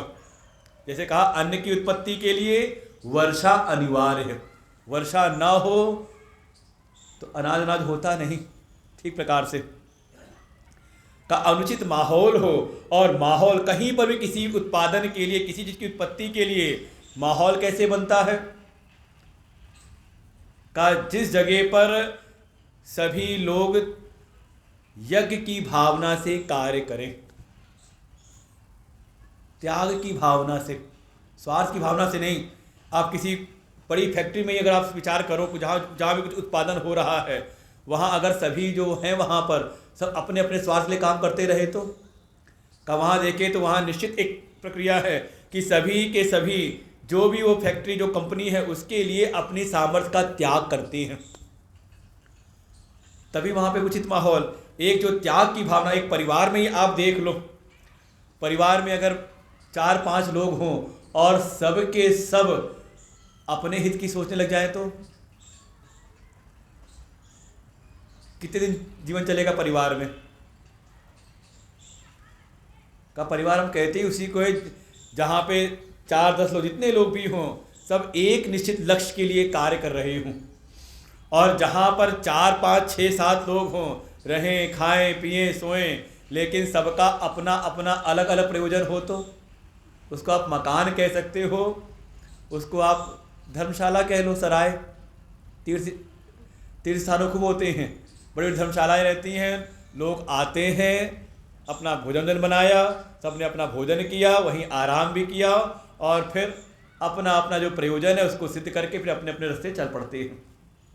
वास्तव में ये त्याग की भावना है, अपने अपने आग्रहों के, अपने अपने संकल्पों का के, ये जो त्याग की भावना है, यज्ञ की भावना है, इसके द्वारा ही एक उचित माहौल निर्माण होता है। और जब वैसा वातावरण, उचित वातावरण बनता है तो उसमें ही वो भोग पदार्थ उत्पन्न होते हैं जिससे हम सबका जीवन चलता है। इसलिए बिना त्याग की भावना के का संसार में कुछ भी का उत्पन्न हो नहीं सकता। और ये त्याग की भावना ही उत्पन्न होती है हमारे वेदों से, और वेद उत्पन्न होता है परमात्मा से। तो जहाँ कहीं भी ये त्याग की भावना है वहाँ पे साक्षात भगवान वहाँ पर विराजमान रहते हैं। भगवान की प्राप्ति करनी है तो उपाय एक ही है कि त्याग की भावना के साथ हम जीवन जिएं। तो ये जो पूरा एक चक्र दिखाया था सृष्टि का कि परमात्मा से वेद उत्पन्न हुए, वेद से यज्ञ, यज्ञ के द्वारा ही कर्म उत्पन्न हुए, कर्म से ही वर्षा, वर्षा से ही अन्न, अन्न से प्राणियों की उत्पत्ति। तो ये सारा चक्र संसार में चल रहा है। और इस सृष्टि चक्र में आकर के जो कोई भी इस चक्र का पालन नहीं करता, और देखिए समस्या आती मनुष्य के जीवन में ही। आप प्रकृति में देखें तो प्रकृति के सभी जितने भी अंग हैं सब के सब अपना अपना चक्र का पालन कर रहे हैं।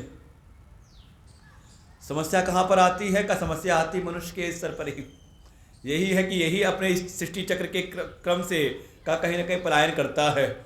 तो अगर कोई करे तो कैसा उसका जीवन है? तो भगवान 16वें श्लोक में बताते हैं, एवं प्रवर्तितं चक्रम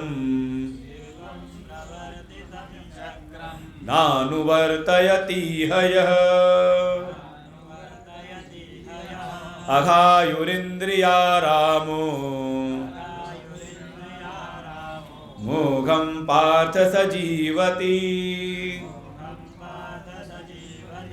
एवं प्रवर्तितं चक्रम नानुवर्तयति हयः अघायुरिन्द्रियारामो मोघं पार्थ सजीवति। एवं इस प्रकार से जो सृष्टि का चक्र दिखाया है, कोई इस सृष्टि चक्र में आकर के इस सृष्टि चक्र के प्रवर्तन का ये जो क्रम है, इसका कोई ऐसा हो जो इसका पालन ना करे, ना अनुवर्तती है, जो इसका अनुवर्तन ना करे, ऐसा जो कोई भी है इस संसार में, भगवान कहते हैं वास्तव में वो कोई और नहीं, अघायु, उसकी जो भी आयु है वो वास्तव में पाप करते करते ही बीत रही है, पाप आयु है। कारण क्या है? का वो इंद्रियाराम है, वो केवल अपने इंद्रियों के ही पोषण में लगा हुआ है। और ऐसा कहीं पर भी कोई भी है तो भगवान कहते हैं मोघम पार्थ सजीवति, वास्तव में उसका जीवन व्यर्थ ही है। आप कहते तो धरती पर बोझ है। अच्छा, घर परिवार में कोई ऐसा व्यक्ति आपको दिखाई दे जो केवल खाए और अपने मस्ती में रहे, अपना सोए, तो क्या कहोगे उसे? केवल अपने सुख के लिए ही, केवल अपनी इच्छाओं की पूर्ति के लिए, अपनी इंद्रियों के भोग के लिए जीवन जिए, बाकी किसी से उसका कोई मतलब ना हो, क्या कहोगे उसको? खाए और सोए, घूमे आराम से अपनी मस्ती में, कहोगे इसका जीवन व्यर्थ ही है संसार में। भगवान भी कह रहे मोघम पार्थ जीवती, वास्तव में उसका जीवन व्यर्थ ही है। वो जितना भी जीवन जी रहा है वास्तव में पाप करते करते ही जी रहा है। जो भी स्वार्थ प्राण होकर जीवन जी रहा है केवल पाप ही अपना एकत्र करता जा रहा है। ऐसे इंद्रिया राम जो हैं उनका जीवन व्यर्थ ही है। इसलिए अच्छा जीवन, श्रेष्ठ जीवन तो वो है जो दूसरों के लिए करने में लगा रहे, कर्म योग की भावना के साथ में कर्म को करता रहे। जब इस प्रकार से निष्पत्ति भगवान ने दे दी तो मन के भीतर एक संदेह उत्पन्न होता है कि हम तो ये सुन रहे थे कि संसार में जो कर्म है वो बंधन में डालते हैं, लेकिन जो यज्ञार्थ भाव से कर्म करते हैं वो इस कर्म के बंधन से मुक्त हो जाते हैं। तो यज्ञार्थ भाव से कर्म करके तो सृष्टि के कर्म चक्र में ही हम फंसे हुए हैं ना, तो इससे मुक्ति तो हुई नहीं। तो क्या कोई संसार में इस कर्म के चक्र से क्या कोई मुक्त है? तो भगवान ने फिर 2 श्लोकों में वो स्थिति दिखाई है कि जब आप इस यज्ञार्थ भाव से कर्म करते रहेंगे तो कर्म करते करते ही हृदय की शुद्धि, अंतःकरण की शुद्धि होगी और फिर आप ज्ञान के अधिकारी हो जाएंगे। और ज्ञान के अधिकारित्व के साथ में किसी संत सद्गुरु के द्वारा ज्ञान की प्राप्ति करके जब आपको आत्मज्ञान हो जाएगा, आत्मनिष्ठा प्राप्त हो जाएगी, तो आप अपने आप इस सृष्टि चक्र से मुक्त हो जाओगे। लेकिन वो लक्षण दिखाए हैं कि कैसी स्थिति भीतर आनी चाहिए, कौन इस सृष्टि चक्र से मुक्त है। तो 2 श्लोकों में भगवान ने उसको भी दिखाया है, 17वां और 18वां श्लोक। यस्त्वात्मरतिरेव स्यात्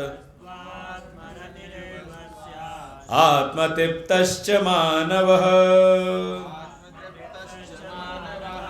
आत्मन्येव च सन्तुष्टः तस्य कार्यं न विद्यते। यस्त्वात्मरतिरेव स्यात् आत्मतृप्तश्च मानवः आत्मन्येव च सन्तुष्टः तस्य कार्यं न विद्यते। नैव तस्य कृतेनार्थो न कृतेनेह कश्चन न चास्य सर्वभूतेषु कश्चिदर्थव्यपाश्रयः नैव तस्य कृतेनार्थो न कृतेनेह कश्चन न चास्य सर्वभूतेषु कश्चिदर्थव्यपाश्रयः।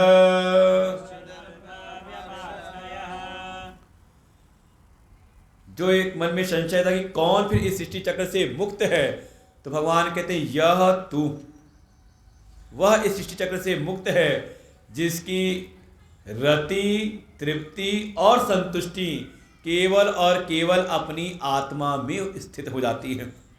यह तू आत्मरतिरेव स्यात्, जिसकी रति अपनी आत्मा में ही हो जाए।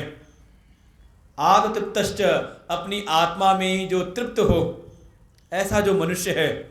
और आत्मनि एव च संतुष्टः, जो अपनी आत्मा में ही संतुष्ट हो। तस्य कार्यम न विद्यते, का उसके लिए कोई भी कर्तव्य, कोई भी कर्म शेष नहीं रह जाते।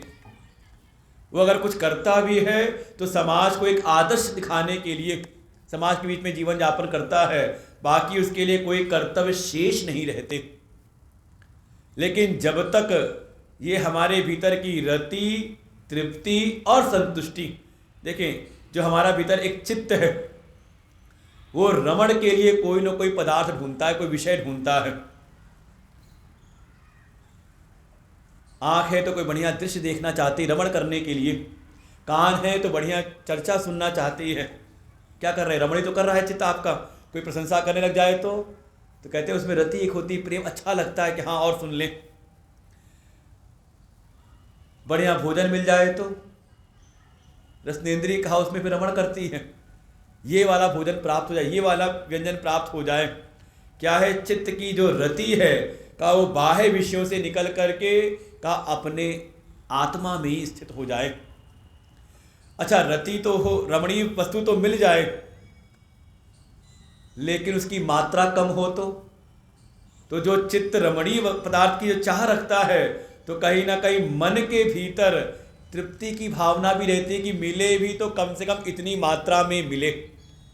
ये कई बार होता है कि कोई चीज़ मिल तो गई, लेकिन मिली इतनी कि मन तृप्त नहीं हुआ, है कि नहीं? जीवन में यही चल रहा है, जीवन में पूरा मिला भी इतना मिला, थोड़ा सा ही मिला, और अगर मिल जाए जितनी मात्रा में हमें चाहत थी, मन को तृप्ति चाहिए थी, मिल गया तो बुद्धि कहती आज तो बिल्कुल संतुष्ट हो गया। लेकिन जब तक ये चित्त की रति, मन की तृप्ति और बुद्धि में जो संतुष्टि की भावना है, जब तक ये संसार के विषयों में लगी हुई है, संसार के विषय भोगों को ये आलंबन बना करके जब तक आपकी रति, तृप्ति, संतुष्टि बनी हुई है, तब तक कर्तव्य कर्म करना अनिवार्य है। वो कर्म से बच नहीं सकता। ये प्रारंभ में कह दिया था, जो भी अभी आत्म अज्ञानी हैं, आत्मनिष्ठा से अभी जो दूर हैं, वही कर्म के अधिकारी हैं, उनके लिए ही कर्म का विधान बताया गया है। और कर्म ही नहीं कहा, कर्म योग की विधि से कर्म ही करें। लेकिन जिसकी भी आत्मा में ही रति, तृप्ति, संतुष्टि, बाहर के विषयों से हटके केवल अपनी आत्मा में स्थित हो जाए, चित्त रमण करे तो अपने आत्म स्वरूप में ही, चित्त तृप्ति प्राप्त करे तो अपने आत्म स्वरूप में ही, चित्त की संतुष्टि के कोई बाहर का आलंबन न चाहिए हो, केवल अपने आत्मा में ही का ऐसा कोई मानव, कोई मनुष्य है तो का उसके लिए फिर कोई कर्तव्य शेष नहीं। क्योंकि कर्तव्य उसके लिए होते जिसको अभी कुछ पाना शेष है। समझे? जीवन में कुछ प्राप्तव्य है तो पाना है कुछ तो का उसके लिए कर्तव्य बताए जाते हैं। लेकिन संसार में जिसको कुछ पाना अब शेष रह ही ना गया हो, तो उसके लिए फिर कौन से कर्तव्य? समझे? कर्तव्य का, कर्म का जो संबंध है वो प्राप्तव्य के साथ में है, न एव तस्य कृतेनार्थ। क्योंकि अब उस पर कोई फर्क पड़ने वाला भी नहीं। क्यों? क्योंकि उसके किसी भी कर्म का अब कोई प्रयोजन नहीं रह गया। न एव तस्य कृतेन अर्थ, वो कुछ भी करता है तो उसको बाहर के कोई पदार्थ नहीं चाहिए, कोई भोग की प्राप्ति नहीं करनी है, कोई भी कर्म का कोई प्रयोजन नहीं है। तो फिर वो प्राणी अगर नहीं भी कुछ करे, ना अकृतेन, अगर वो कुछ ना करे तो उसको फिर कोई दोष भी नहीं लगता। लेकिन जो अभी आत्मनिष्ठा जिसकी नहीं हुई, आत्मरति, तृप्ति, संतुष्टि जिसकी नहीं हुई है, जिसके मन में अभी संसार के पदार्थों की लालसा तो है, और काम ना करे, कर्म ना करे, तो का वो ना करने से फिर पाप का भागी बनता है। अगर प्राप्तव्य कुछ पाने की इच्छा है और कर्म ना करे तो पाप का भागी बनता है। लेकिन जिसके जीवन में कुछ प्राप्तव्य रह ही नहीं गया, वो करे तो भी कोई उस पर कोई फर्क नहीं, और ना करे तो उसको कोई दोष भी नहीं लगता।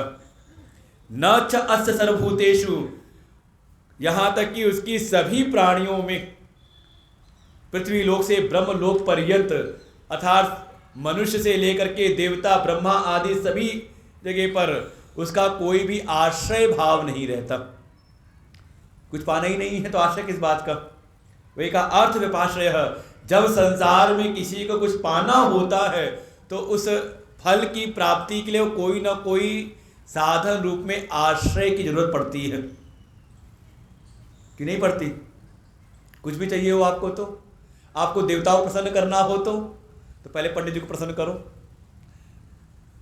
क्यों? क्योंकि देवता अधीन है मंत्रों के और मंत्र अधीन है ब्राह्मण के, पंडित जी के अधीन है।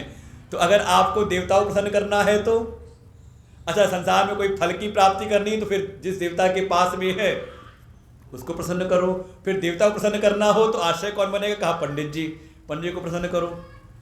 तो क्या बना? उसके लिए फिर संसार में जिसको कुछ पाना है तो उसके लिए संसार के प्राणियों में थोड़ा अर्थ विपाश्रय, थोड़ा अर्थ के लिए कुछ व्यवहारिक जीवन उसके लिए कहते ना कि फिर व्यवहार, जैसे आप कहते हो व्यवहार तो करना पड़ता है। किसको? मन में आता नहीं कि भगवान ऐसी कोई भक्ति उक्ति करनी है, तो मन में आता है व्यवहार तो करना पड़ता है। किसको करना पड़ता है? कहा जिसके चित्त में अभी कुछ संसार की कोई उपलब्धि करने की चाह है, और जिसके मन में कोई चाह रही ना जाए किसी के प्रति, कोई उपलब्धि नहीं प्राप्त करनी, तो अब वो किसको अर्थ विपाशय, किससे व्यवहार निभाए फिर वो। तो ऐसा प्राणी अगर कुछ करे या कुछ न करे बाह्य जगत में, तो उस पर कोई दोष नहीं आता, क्योंकि उसके किए से कुछ उसकी वृद्धि नहीं होती, और इसी आधार पे जब वो कुछ नहीं करता तो उसमें कोई दोष भी नहीं आता, क्योंकि जीवन का जो परम लक्ष्य था अपने आत्म स्वरूप में अवस्थान करना, आत्मा में ही रति, आत्मा में ही तृप्ति, आत्मा में ही संतुष्टि का उसने प्राप्त कर लिया है। अब उसके लिए कोई साधन शेष नहीं रहे। यही है जब हनुमान जी को आत्मिक शांति रूपी सीता जी का जो दर्शन प्राप्त हो गया, तो हनुमान जी कहते अब कृत कृत्य भयऊ मैं माता, अब मैं कृतार्थ हो गया हूँ। जो भी जीवन का लक्ष्य था, जो लक्ष्य लेकर के आया था, वो लक्ष्य पूरा हो गया। ये कृतार्थता का अनुभव कह सकते हैं, ये कृतकृत्यता का जो अनुभव है, ये कभी भी संसार के पदार्थों में हो नहीं सकता। ये संसार का स्वभाव या पूर्णता, संसार में जो मिल जाए वो कम ही मिलता है, पूर्णता में कुछ मिलता नहीं। अगर ये पूर्णता का अनुभव, ये परम तृप्ति, परम संतुष्टि अगर कहीं हो सकती है, तो केवल और केवल अपने आत्म स्वरूप में ही। इसलिए जब तक ये आत्म रति, तृप्ति, संतुष्टि न हो जाए अपनी आत्मा में ही, तब तक कर्तव्य कर्म करना अनिवार्य है। इसलिए ये परम लक्ष्य जीवन का दिखा करके भगवान पुनः आते हैं अपने उन्हीं उपदेशों पर, कर्मयोग के।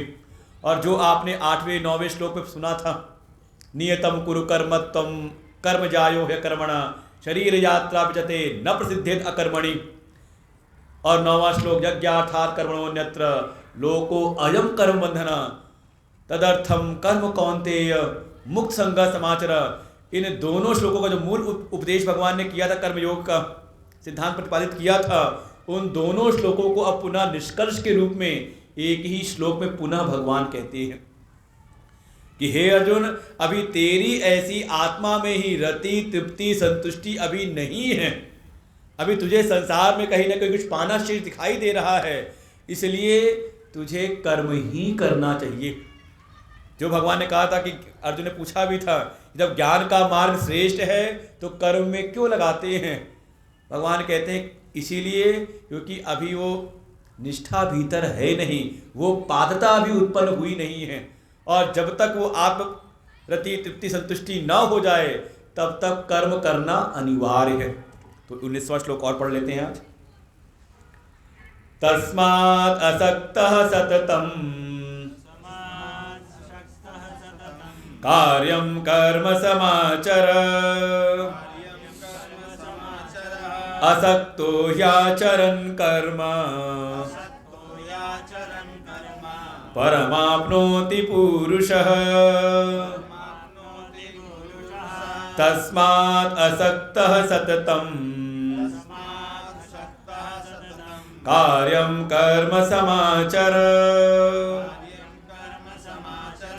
असक्तो याचरन् कर्म परमाप्नोति पुरुषः। अब शब्दों पे ध्यान दें तो 8वां 9वां श्लोक पूरा आपको एक ही श्लोक में मिल जाएगा। ये हमारे शास्त्रों की शैली होती है, आचार्यों की शैली होती है। पहले कोई बात सूत्र रूप में कह दी, नहीं समझ में आई तो का उसको विस्तार करके समझाया, और जब समझ में समझा दिया तो फिर जो समझाया था उसको फिर बिल्कुल समराइज करके, बिल्कुल संक्षेप में, सार रूप में पुनः फिर समझाते हैं। तो जो भगवान ने कर्मयोग के सिद्धांतों का प्रतिपादन किया था, अब सब कुछ समझाते हुए और कब तक करना है वो लक्ष्य भी दिखा दिया। जब तक यहाँ तक न पहुँच जाओ तब तक इन कर्मयोग को करते रहना है। भगवान उसी का अब एक प्रकार से संक्षेप सार करते हैं कि हे अर्जुन, अभी तेरे भीतर वैसी स्थिति उत्पन्न नहीं हुई है। अभी तेरी आत्मा में ही रति, आत्मा में ही तृप्ति, आत्मा में ही संतुष्टि अभी नहीं हुई है। इसलिए तस्मात्, तस्मात् कहते हैं निष्कर्ष के रूप में शब्द आता है जहाँ कहीं भी हो, जैसे भगवान निष्कर्ष दे रहे हैं। इसलिए अर्जुन तू सतत रूप से जो भी तेरे कर्तव्य कर्म है, कार्यम कर्म, सतत रूप से नित्य ही अपने जो भी कर्तव्य कर्म हैं तो उसको करता रहे। कैसे? वो दो शर्तें भगवान लगाई थी, असक्तः और समाचर। अब 9वां श्लोक खोल के देखें। 8वें 9वें श्लोक में 8वें में आया था असक्तः और 9वें में आया था मुक्त संग समाचर। असक्त होकर के अपने निज के संकल्पों का विलय करते हुए किसी श्रेष्ठ के संकल्पों में, जो भी पूज्य हैं, आदरणीय हैं, उनके संकल्पों के लिए अर्थात व्यष्टि संकल्पों का समष्टि के संकल्प के लिए त्याग करते हुए, और आचरण भी कैसा हो का सम्यक प्रकार का आचरण हो, लापरवाही से नहीं, बिल्कुल जहां जैसा करना चाहिए उस प्रकार से करते हुए सतत रूप से इन कर्मों को करता रहे। परिणाम क्या होगा? असक्तो ही आचरण कर्म। जब तू अनासक्त होकर के अपनी आसक्ति ममता को त्याग करके अपने निज संकल्पों का, अपने निज कामनाओं का तो त्याग करके जब इन कर्मों का आचरण करेगा तो इन कर्मों के द्वारा ही तेरे भीतर वो पात्रता आएगी, अंतःकरण की शुद्धि की पात्रता आएगी, और उसके द्वारा परम आपनोति, तू उस परम तत्व को प्राप्त कर लेगा। जो जीवन का परम लक्ष्य है, परम श्रेय की प्राप्ति, जीवन का तेरे परम कल्याण हो जाएगा। इसलिए उपाय यही है कर्म योग की साधना। अब यहाँ भगवान ने जो सिद्धांत था उसका तो निष्पादन कर दिया। अब मन में आता है ना, जो बात आप कह रहे हो ये कभी किसी ने किया भी है? भाई जो भी आपने विधान बताया, क्या किसी ने इसका पालन किया है जीवन में? भगवान इसके बाद फिर दृष्टांत देना प्रारंभ करते हैं कि कौन कौन है जो इस विधान को, इस कर्मयोग की विधा को प्राप्त करके अपने जीवन में अपना करके किसने किसने परम सिद्धि की प्राप्ति की है। तो भगवान वो दृष्टांत का जो प्रसंग है हम लोग कल सुनते हैं। आज यहीं पर विश्राम लेते हैं। ओम पूर्णमदः पूर्णमिदं पूर्णात् पूर्णमुदच्यते पूर्णस्य पूर्णमादाय पूर्णमेवावशिष्यते। ओम शांति शांति शांति। हरि ओम। श्री गुरुभ्यो नमः। हरि ओम।